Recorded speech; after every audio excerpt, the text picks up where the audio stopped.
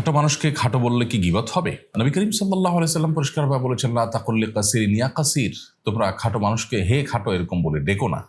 তার মানে কোনো মানুষকে খাটো বলে ডাকাডাকি করা বা অন্যদের সামনে তাকে হে খাটো হে বাইটটা এভাবে বলাটা দোষণীয়, এটা গুনাহের কথা।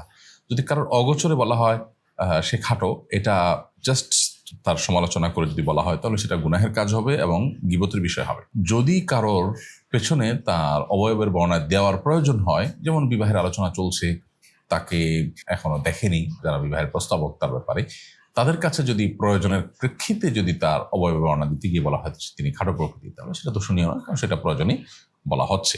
নবী করিম সাল্লাল্লাহু আলাইহি সাল্লাম পরিষ্কারভাবে বলেছেন, দিকরুকা আখাকা মা ইয়াকরাহু, তোমার ভাই তার সামনে যেটা বললে তিনি কষ্ট পাবেন সেটাই তার পেছনে বলাটা হলো গীবত।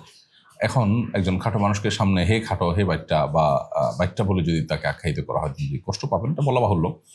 অতএব তার পেছনে তাকে খাটো বলে আখ্যায়িত করলে সেটা গীবতের অন্তর্ভুক্ত হবে। মানুষের মনে কষ্ট দেওয়ার বিষয়টাকে শরীয়ত অত্যন্ত ভয়াবহ অপরাধ হিসেবে বিবেচনা করেছে।